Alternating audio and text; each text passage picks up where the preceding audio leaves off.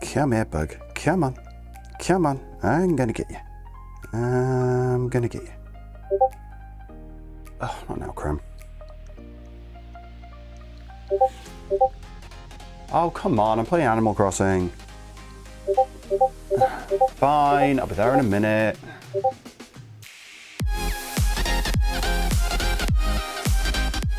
Welcome back to A Few Bits of News. I'm TB Sliver, and today we're going over a few bits of news from the gaming industry and adjacent areas over the past week. If you enjoyed this video, don't forget to hit like and get subscribed below. It really does help the channel, and means you won't miss out anything new in the future. Now let's get to the news.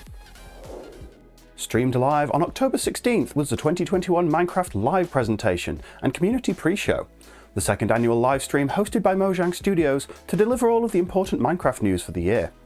Last year, Mojang announced the Caves and Cliffs update. This was a significant two-part update that focuses on revamping the game's terrain generation and adding deep underground cave systems. For context, caves have been a requested feature by players for years, and Mountain Update won the 2019 Minecon vote. Part 1 of the Caves and Cliffs update was released earlier this year in June, and the Mojang team took the 2021 live presentation as a way to show off their progress on Part 2. On screen now are a few neat screen grabs from the presentation. The release date for this patch wasn't given a hard date, but it's almost done, so they're going to release it in a month or two. Following the Caves and Cliffs section, it was announced that Minecraft is coming to Xbox Game Pass for PC, starting on November 2nd. And not just that. Both the original Minecraft Bedrock Edition and Minecraft Java Edition are being added. This will be the only location a player can get access to both versions in one place, so make sure to set a reminder for next week. The mob vote for the next Minecraft monster started about halfway into the presentation with an overview of the 3 prototype mods before the poll went live on Twitter. Shown up on screen were the 3 potential choices. Up top is the Glare, a little companion designed to follow the player and alert them if an area is dark enough to spawn mobs. Of the 3 choices, this was the least popular and lost out on the first round of voting. This left the choices between the Alley, a helper mob that gathers items for you, and the Copper Golem, a button-pushing randomizer that has the chance to rust and become a friend-shaped decorative statue. The battle between these two was fierce on Twitter. Aya put in her vote for the Alley and waited on bated breath for the result to be announced. We won't beat around the bush on this, so the 2021 mob vote winner was the Alley. It will be included in the Wild Update, released next year. You're probably wondering, Sliver, what is the Wild Update? Well, the Wild Update is the official name of the next Minecraft patch, announced as the update immediately follows the Caves and Cliffs.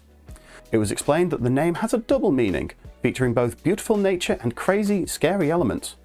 A good chunk of the presentation was spent showing off the Deep Dark, a big feature of this update that perfectly captures the spooky atmosphere with dark caves, stone architecture, with sneaking mechanics needed to avoid sound-sensitive creatures like the Skulk Shrieker and the Warden. If spooky isn't up your alley, then the Wild Update also features a new biome, the Swamp, and with it many new features. Paddle along the rivers in the new boat, this one with a chest for extra storage. Plant and harvest a new tree type that thrives in the water, the mangrove tree, or build your buildings out of the newly added mud bricks. Water a dirt block to return it into mud and drain the water to turn the mud block into clay. Also added in this update are 2 new creatures, the Firefly and the Frog. Fireflies provide the perfect snack for the frog, a complex mob that starts out as a tadpole and can grow into 3 different frog varieties depending on their biome at maturity: swamp, tropical, or snowy. Given the hysteria over the frog chair in Animal Crossing, this mob is sure to be a hit on the internet. The Wild Update is coming to Minecraft in 2022. As to be expected, Mojang's Minecraft spin-off series Minecraft Dungeons got plenty of coverage in Minecraft Live as well. Minecraft Dungeons is a Diablo-style dungeon crawler where you and up to 4 friends can battle across a wide variety of Minecraft-inspired lands. Following on the heels of the Echoing Void DLC released in late July, the next project lined up for the series was announced to be the Cloudy Climb update that comes as part of the new seasonal adventure system. Cloudy Climb adds new pets, emotes, flares, and a new single-player dungeon called The Tower, where players start with a fresh blank character and work their way through the content, choosing upgrades and gear as they go along. The levels will last 2 weeks and change on that interval to give a fresh stream of new, challenging content. Earn adventure points for completing challenges, participating in the tower levels, or just by playing the game. These points can be exchanged for seasonal cosmetic rewards, which can also be earned through a newly added premium paid adventure pass. Don't panic though, this paid pass only features cosmetics. The Cloudy Climb update is headed to Minecraft Dungeons, with the first seasonal adventure starting in December 2021. With less than a month to go until the official release of the Generation 4 remakes, Pokemon Brilliant Diamond and Shining Pearl, a preview event was held on October 13th by the main development lead studio Ilka. The preview was about 30 minutes of gameplay and showed off many features that fans were looking forward to, like the removal of the HMs, a toggleable autosave feature, and the ability to access the PC box from anywhere. And one in particular that fans were not. You guessed it, we're going to talk about EXP share. Back in the original Generation 4 games, the player received the EXP share as a held item after showing a Pokédex with at least 35 Pokémon to the rival's father on Route 206. For non-Pokémon fans, this item evenly distributed experience from battle between two Pokémon, one Pokémon fighting and one Pokémon holding the item. Starting in Generation 3, the Pokémon holding the EXP share also received EVs, or effort values, in addition to the raw experience. Trainers had the opportunity to move this held item to different Pokémon, or not use it at all. Generation 6, however, made the EXP share a key item and changed the way it functioned. Though able to be turned off, the experience was now distributed across the entire party. Pokémon would all gain experience for a battle as long as they were non-fainted by the end. Fast forward to the last few Pokémon games, and the EXP share is built in and not optional, much to the loud complaint of many fans, Aya included. Unlike their originals, Pokemon Brilliant Diamond and Shining Pearl will not allow players to deactivate the EXP share. Studio Ilka is holding fast to the idea of creating a remake that is faithful to the originals with some new additions to make the RPG more in line with modern titles. Clearly, the EXP share falls into the new additions category. If you want to see more of what was highlighted in the preview, we're leaving some useful links in the description down below. Not to be forgotten, there was also considerable news about Pokemon Legends Arceus that has been trickling in since the beginning of the month. We'll cover this in chronological order. On the 8th of October, the Pokemon Company reached out and provided a statement to Kotaku concerning the open-world feel of the game shown off in recent trailers. Fans ran with the idea that, based on the footage, the game would be the first open-world Pokemon title, something many have been asking for over a decade. Unfortunately, this assumption has been confirmed false. The game functions more like Monster Hunter Stories in that players will have one region to explore depending on their assigned mission. The statement read, "In Pokemon Legends Arceus, Jubilife Village will serve as the base for surveying missions. After receiving an assignment or a request and preparing for their next excursion, players will set out from the village to study one of the various open areas of their Hisui region. After they finish the survey work, players will need to return once more to prepare for their next task. We look forward to sharing more information about exploring the Hisui region soon." As expected, this clarification upset many fans of the series, some going so far as to claim false advertising and deciding to cancel their pre-order purchases. The Pokemon Company swept the negativity aside though and dropped some more positive news, starting on October 19th. Posted to their official Pokemon YouTube channel, a grainy, found footage style video played the thoughts of a researcher who ventured deep into the snowy mountains for a research expedition. He spots some Snorunt that he immediately recognises, but after travelling further into the forest, he finds a Pokemon that he does not recognise. Everything about the video, aside from the audio, is unclear, though he gives a vivid description of a newly discovered Pokemon before being attacked and the recording goes black. The video was restored with a crisp, clear version posted on October 21st. The whole video is linked down in the description, so if you're not looking to be spoiled, go watch for yourself or skip on to our next article. Still here? Good. The new Pokemon revealed in the video was none other than Generation 5 favourite Zorua and its evolution Zoroark. Their Hisuian forms were revealed to be normal ghost types and are looking beautiful in their red and white Japanese inspired designs.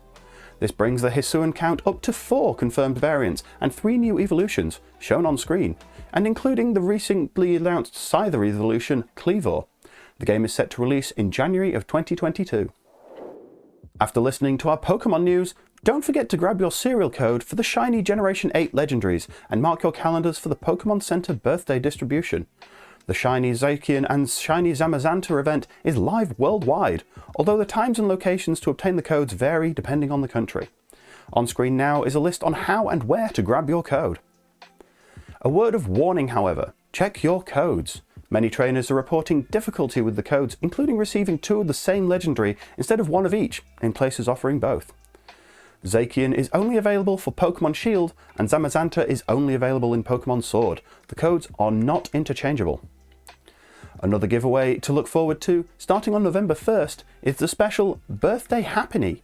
Grab this baby Pokemon when she's given out to trainers who visit the Pokemon Center, likely the one in Japan, on the month of their birthday.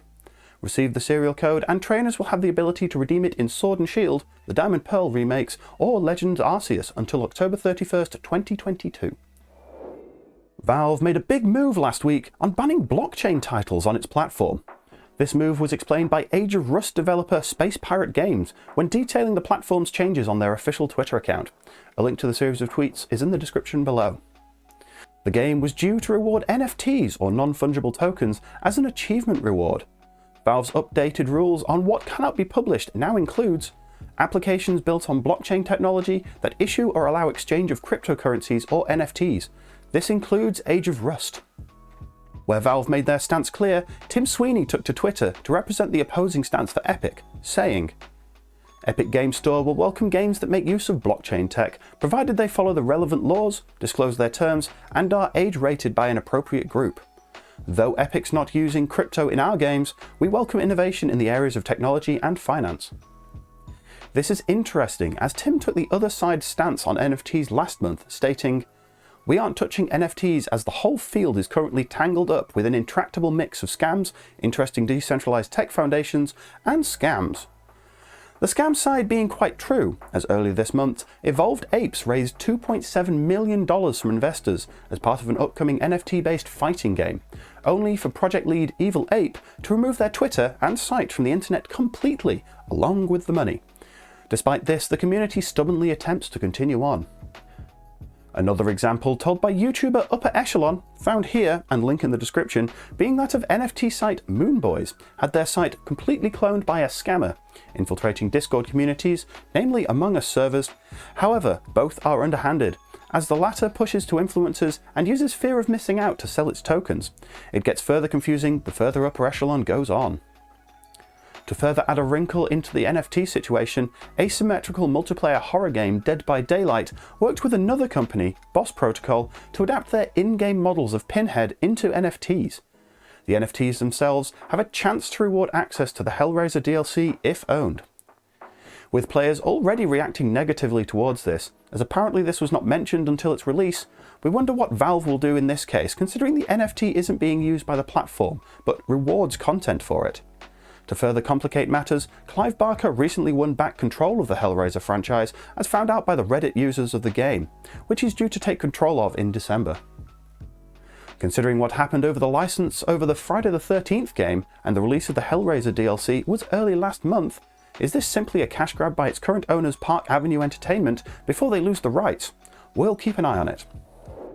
The honeymoon period of Amazon's New World seems to be over already, as it seems the game was far more broken than anyone realised, and hit the news running with a major exploit that was easily reproduced. YouTuber Upper Echelon ripped apart the game this week, going into the broken and unbalanced nature of the endgame, resource drop rates being limited at one tier but plentiful the next tier higher, and an ongoing bug locking open a system which prevents access to higher PvE content. On the PvP side, gatekeeping and the exploitation of AoE skills causing lag issues in combat, the devs ended up stealth nerfing the skills instead of fixing the issue, to the point where, as Upper Echelon put it, you're never going to get reasonable damage again. As for the exploit we mentioned at the start, he demonstrates this in a video on a client-side exploit where just by playing in windowed mode and moving the window rapidly, freezes your character in place on the server side. In his video, the character is in mid-air to prove this point, effectively making the character immortal. It seems these issues may have been fixed upon writing, but Krem still recommends to go watch Upper Echelon's video to see the full mess this made. Link to the video is in the description. A small bit of good news though, the server transfers went live last week, and then transfers were halted due to an invalid data state on certain characters on transfer, allowing basically gold duping. Amazon stated 150,000 players were transferred, but only a small number of those were affected by the bug. Considering the amount of players in the game, we can guess a lot more people were still waiting to move. Those expecting to play Techland's Dying Light digitally on the Switch in the EU on the 19th were kind of confused why they couldn't. Turns out, due to a European Nintendo eShop being officially registered in Germany, and due to Germany's content laws, the game is basically banned from distribution to the EU, also impacting Australia and New Zealand. This isn't the first time Dying Light has been banned in Germany, as it was banned with its original release back in 2015. Techland states, anyone outside of Germany can still find the physical copies of the game and are working with their partners on the solution. Buried in the remains of the Facebook, Twitch and Activision Blizzard madness this month, we found out that Gearbox Software co-founder Randy Pitchford had stepped away from CEO of the company, replaced by company veteran Steve Jones. Randy announced this via Twitter. Randy has moved on, it seems, to film and TV, as he will still head up Gearbox Studios, focusing on the Borderlands movie at the moment, and remains as CEO of Gearbox Entertainment, overseeing both software and studios. Considering the Embracer Group bought up the Gearbox company, makes you wonder if the decision was his own.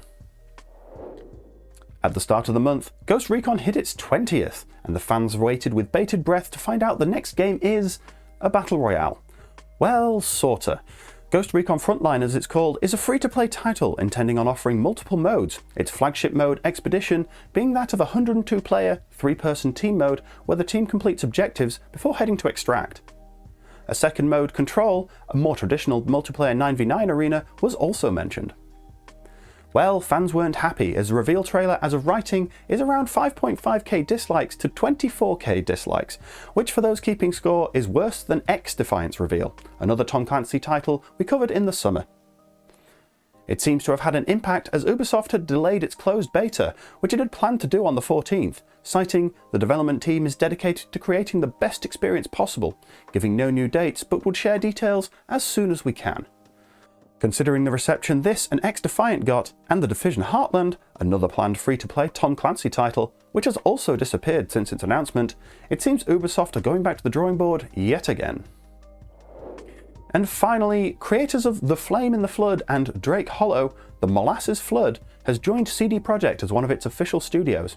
The Molasses Flood has already had a good track record with their games, so let's hope they can improve CDP's current track record. There's a note here from Krem. We're dropping the release list going forward. I've seen the future, you'll go insane trying to cover everything, trust me. From now on, we're just covering games of note we like, major releases and live events going on. Okay then, if anyone actually liked the releases and made it that far in the video, complain in the comments, or better yet, find my Discord. He's normally in there, in the dark, waiting to come out. Well, in that case, last week, Sony posted a small video, and oh boy, it's a big deal. Really, Krem, really? God of War has been announced for Steam release on 14th of January 2022. This version will feature 4K textures, 21:9 ultra-widescreen support, NVIDIA DLSS and Reflex support, and those wanting the original experience, both DualShock 4 and DualSense controllers are supported. As the tradition continues, Hello Games dropped more content last week for No Man's Sky without a word ahead of time, its 4th expedition, Emergence. In the spirit of the season, the expedition gets mildly horrifying as the Titan worms have had a small makeover in what seems to be a homage to those of the Dune series of books, and the current film is out now in cinemas. Added to this, the expedition for the first time has a narrative. A dark cult lurks in the shadows. Emergence runs for the next 5 weeks as of posting of this video. What's with everyone and the surprise drops last week? The official World of Warcraft Twitter account posted a short 25-second clip on Thursday to announce that the Shadowlands patch 915 is going live on November 2nd, the same day as their shareholder meeting. Stay tuned for more Blizzard news next week. Announced earlier in the week as well, the third phase of the World of Warcraft Classic Season of Mastery beta also went live for testing, with raids able to be tested as of the 21st. The beta is open to all players who have signed up for a PTR account. It's also worth noting that the next Path of Exile League is now in full swing. We covered all of the details there last week. It's going on for the next few months. Other notable releases this week are Darkest Dungeon 2 gets its early access release on the Epic Games Store, Horde Mode gets added to Doom Eternal on all platforms, and Krem would kill me if I forgot this. Marvel's Guardians of the Galaxy is released across console and PC. It's also worth noting that Satisfactory Update 5 is hitting the experimental testing stage on Epic and Steam, and I'll be checking that out during our multiplayer mayhem this and/or next Wednesday. And that's it for this week's A Few Bits of News. Tune in next Monday for more news across the gaming industry, and as always, don't forget to like, comment and subscribe, as well as hit that bell to get notified of the next video. If you'd like to chat with us live, then come join me every Tuesday, Wednesday and Friday evening over on Twitch, link in the description. Otherwise, we'll see you below in the comments.